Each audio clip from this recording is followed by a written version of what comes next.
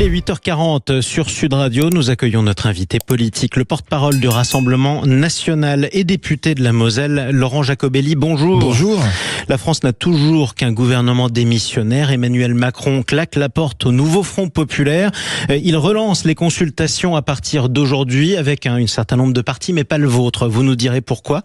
Avant ça, j'aimerais qu'on revienne sur ce qui s'est passé cette nuit qui est absolument dramatique. Il s'appelait Éric Commun.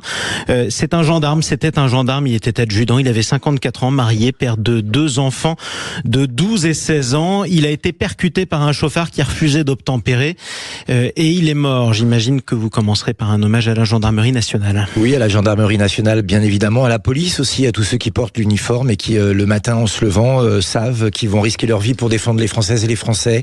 Et puis une pensée, les condoléances à la famille, à la femme de l'adjudant Commun, à ses 2 enfants, 2 adolescents, qui aujourd'hui se retrouvent sans papa parce que un fou furieux, un criminel, lui a roulé dessus. Au-delà de cette tragédie, ça nous amène aussi à réfléchir. Pourquoi est-on passé à un taux de refus d'obtempérer, d'un refus d'obtempérer toutes les 20 minutes, c'était toutes les 30 minutes, c'était déjà beaucoup, il y a 2 ans. Pourquoi aujourd'hui certains se croient en impunité totale quand ils font la chasse aux flics ou aux gendarmes? Pourquoi certains n'ont plus peur de la police et de la justice? Et puis, il faut le dire, celui qui a foncé sur notre gendarme est un Cap-Verdien qui avait déjà un dossier. Et la question est légitime de se dire que faisait-il encore en France? Alors il était en situation régulière, c'est ce que vient sur une radio concurrente d'affirmer le ministre de l'Intérieur Gérald Darmanin. En revanche, peut-être que faisait-il en liberté puisque manifestement il était récidiviste, ça c'est une vraie question. Il faut très vite soutenir nos policiers et nos gendarmes, leur dire que ils sont légitimes à arrêter quelqu'un qui fait un refus d'obtempérer, qui peut même faire usage de la force. Or, aujourd'hui, quand un gendarme ou un policier fait usage de la force publique pour arrêter un délinquant qui fuit, eh bien, c'est contre le gendarme ou le policier que beaucoup d'hommes politiques et de femmes politiques se mobilisent, et notamment à l'extrême gauche. Donc, il faut soutenir nos gendarmes et nos policiers, et puis créer ce que nous demandons depuis longtemps avec Jordan Bardella et Marine Le Pen, la présomption de légitime défense. Quand un policier fait usage de son arme, quand un policier fait usage de la violence. Il faut qu'il ait raison a priori. Il a a priori raison jusqu'à temps qu'on prouve le contraire.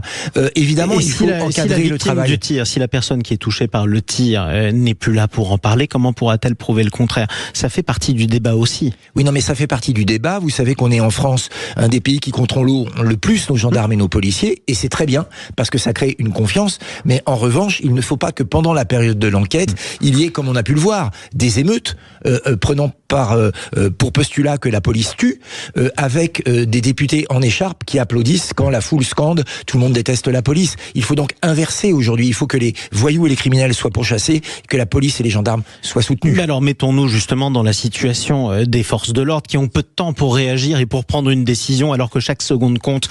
Un barrage routier ou un contrôle a lieu, la personne démarre en trombe et part à toute vitesse, pourquoi pas en visant des gens. Qu'est-ce qu'ils doivent faire? Ils doivent leur tirer dessus? Pourquoi pas? Vous savez, aujourd'hui, il faut protéger des vies et protéger les vies des honnêtes gens et des forces de l'ordre. Combien de piétons ont été tués par des gens qui faisaient des refus d'obtempérer et qui parattaient à toute vitesse? Ces gens sont rarement des petits anges, vous savez. Je pense que vous avez déjà été contrôlé par la police. Moi, je l'ai déjà été. C'est vrai? Jamais. Pour l'instant. Parce que vous avez une tête de gendre idéal, peut-être, oui, ça doit ou être de ça, quelqu'un d'honnête. Comme ça, peut-être. Mais quand on est contrôlé et qu'on n'a rien à se reprocher, on sait qu'on va perdre 4-5 minutes. Et puis on va partir tranquillement. Ceux qui violent les barrages, d'accord, malgré tout. Sauf qu'il faut mettre en place les moyens. C'est une vraie question. Est-ce qu'on doit devenir aussi une société, dans ce cas-là, à l'américaine, où la police ouvrira beaucoup plus facilement le feu, avec tous les risques que cela comporte aussi pour elle? Je le répète, en France, d'abord, nous avons une police et une gendarmerie responsables. Nous avons des règles très strictes. Il y a des enquêtes qui sont faites sauf que vous venez de les appeler à ouvrir le feu. Non, vous avez dit pourquoi pas.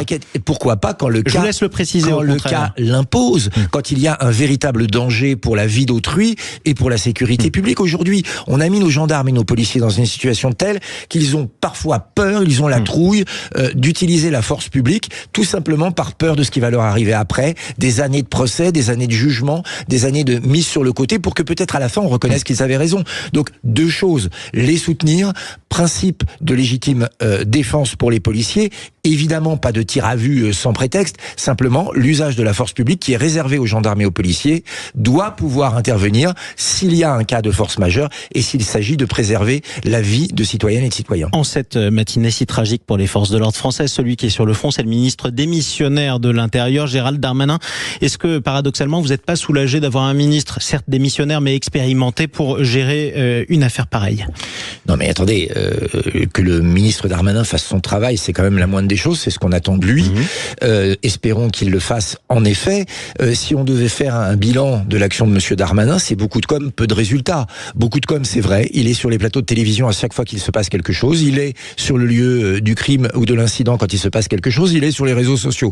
On ne peut pas lui reprocher cette omniprésence. En revanche, quand on regarde les chiffres de la délinquance, les chiffres des violences, les chiffres des vols, les chiffres des viols en France, ils ont explosé sous le ministère de monsieur Darmanin, et donc c'est là aussi un très mauvais bilan. Auriez-vous préféré dans ce cas-là un ministre de l'Intérieur du nouveau Front populaire? Emmanuel Macron a claqué la porte à cette hypothèse hier dans un communiqué de l'Élysée plutôt sec où il explique qu'il appartient désormais aux forces politiques de se mettre d'accord. Les consultations à l'Élysée sont relancées aujourd'hui. Tout le monde est invité sauf la France Insoumise et sauf vous. Pourquoi pas vous?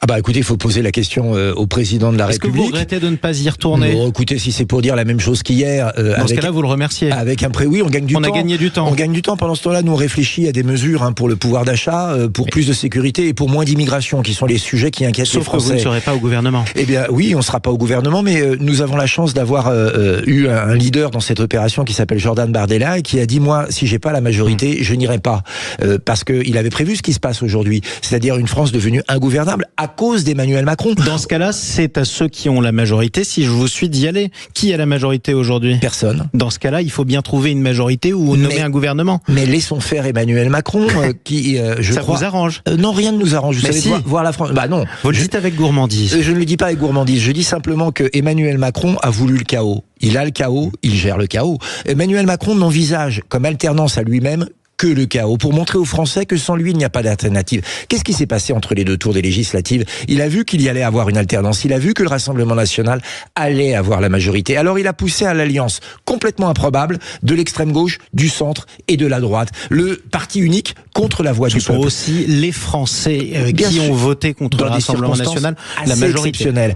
Et donc il a fait en sorte que le Rassemblement national n'arrive pas au pouvoir. Aujourd'hui, il veut que la gauche n'arrive pas au pouvoir. Pourquoi? Pour garder le pouvoir. Il s'y accroche comme une moule s'accroche à son rocher. C'est clair. Emmanuel Macron ne veut pas lâcher les rênes. Emmanuel Macron ne croit qu'en Emmanuel Macron. Il aura saccagé l'esprit démocratique dans notre pays. Est-ce que vous reprochez aux Français, dans ce cas-là, qui ont voté au second tour pour majoritairement, très majoritairement, faire barrage au Rassemblement national? Est-ce que vous leur reprochez à ces électeurs d'avoir rendu cette situation possible? Mais je ne reprocherai jamais à un électeur d'avoir déposé un bulletin. Mais c'est le chaos voulu par Emmanuel Macron. Non, mais c'est le chaos obtenu aussi par les électeurs qui ont voté. De manière improbable. Quand vous avez... Mais c'est pas improbable. Je vais terminer une phrase, si vous le permettez. Quand vous avez un candidat LFI qui est contre la retraite à 67 ans ou je ne sais quoi, qui se retire pour Madame Borne, excusez-moi, on fausse les règles du jeu. Mais quand vous avez un électeur insoumis qui accepte finalement d'aller voter pour un candidat macroniste, ou alors un électeur macroniste qui vote pour un candidat insoumis, c'est ce qui s'est passé aussi pour faire barrage au RN. Ces gens se détestent et pourtant ils se sont mis d'accord parce qu'ils avaient plus peur de vous le comprenez quand même. Mais ils avaient peur de nous, pas les électeurs, mais les partis politiques. Ils ne veulent pas lâcher le poste. Électeurs aussi, la gamelle est bonne. Vous savez, on a fait quand même un exploit. Je suis désolé de vous le rappeler, avec 11 millions d'électeurs. Au premier tour, oui. Mais non, au deuxième tour. Oui. 11 millions d'électeurs avec nos alliés de la droite d'Éric Ciotti. Nous étions seuls contre 15 partis politiques. Et c'est un exploit. Sauf que, est-ce que dans une démocratie, on peut avoir l'alliance de ceux qui ont tout raté depuis 40 ans contre le parti de l'alternance? Ça paraît quand même jouer avec les règles de la Ve République de manière un peu exagérée et abusive. En attendant, il faut bien doter la France d'un gouvernement. On ne peut pas dissoudre avant 8 ou 9 mois. Il faudra bien gouverner la France. Comment la gouverner et avec quel programme concrètement, puisque tout le monde veut censurer tout le monde? C'est une question qu'il faut poser à Emmanuel Macron. Et vous aussi, parce que vous aussi, vous êtes chargé de censurer ou non un gouvernement qui sera présenté. Quel gouvernement êtes-vous prêt à accepter? Aucun. Mais à censurer en revanche... Vous censurez tout gouvernement? Non, nous censurerons tout gouvernement de gauche. Ça, nous l'avons dit. Oui. Et nous censurerons tout gouvernement qui prend des mesures qui nous paraissent aller à l'encontre de l'intérêt des Français. En revanche, si demain, telle ou telle personnalité, quelle qu'elle soit, avec l'assentiment du parti Renaissance Ensemble pour la République, arrive à composer un gouvernement, est-ce que vous le Est-ce que vous le censurerez d'emblée ? Pas d'office, non, mais sur les actes. Donc vous le laisserez commencer à prendre des mesures, un gouvernement macroniste, par exemple, même minoritaire. Et là, nous verrons. Mais vous voyez, votre question, elle est vraiment très intéressante, parce que ça montre bien qu'Emmanuel Macron est en train de recréer ce qu'il sait faire, et la seule chose qu'il sait faire, c'est du macronisme. Il est en train de vouloir recréer un gouvernement avec des socialistes affamés, avec des gens de droite qui ont envie d'un ministère. Précisons que les socialistes sont pas d'accord pour rejoindre. Il en trouvera. Alors, vous savez, quand la soupe est bonne, il y a toujours 3-4 socialistes qui sortent le bout de leur nez, ne vous en faites pas. La même chose pour la droite de Laurent Wauquiez. Et donc il va recréer une espèce de gloubi-boulga sans saveur, sans odeur et sans objectif, qui sera la Macronie version 2. Un gloubi-goulba, pardon, je vais le dire, vous voyez, vous me faites bafouiller, que vous laisserez au gouvernement jusqu'à ce que vous puissiez le censurer. Tout simplement. Mais tout simplement, s'il y a augmentation des impôts, nous censurerons. S'il y a à nouveau une attaque des retraites ou des assurances chômage, nous censurerons. Une attaque des retraites, c'est-à-dire si on continue à vouloir faire travailler les Français beaucoup plus longtemps pour toucher beaucoup moins, oui, nous nous y opposerons. Si jamais il y a plus d'immigration, moins de sécurité, nous nous y opposerons.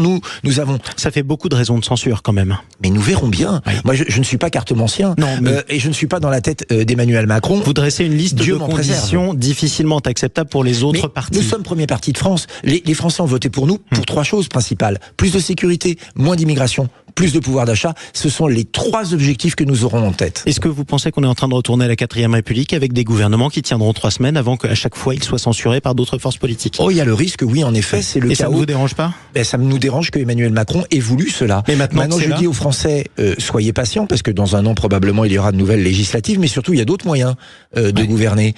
On peut, par exemple, faire des référendums et faire un appel direct au peuple. Alors, je sais bien que le président Macron se méfie du peuple. Pour autant, moi, je pense que dans son pays, le peuple a toujours raison. Tiens, faisons un référendum sur l'immigration. On en a un clé en main. C'est un des sujets de préoccupation des Français. On a vu, avec le terrible événement qui a causé la mort d'un gendarme, on l'a vu avec l'attaque en situation régulière. Avec l'attaque terroriste contre une synagogue, que oui, effectivement, l'immigration, c'est aussi l'importation de violence et d'insécurité. Eh bien, faisons ce référendum sur l'immigration. Dernière question, en oui ou non, s'il vous plaît, Laurent Jacobelli. La France Insoumise annonce lancer sa procédure de destitution contre Emmanuel Macron puisqu'il ne nomme pas Lucie Castel-Matignon.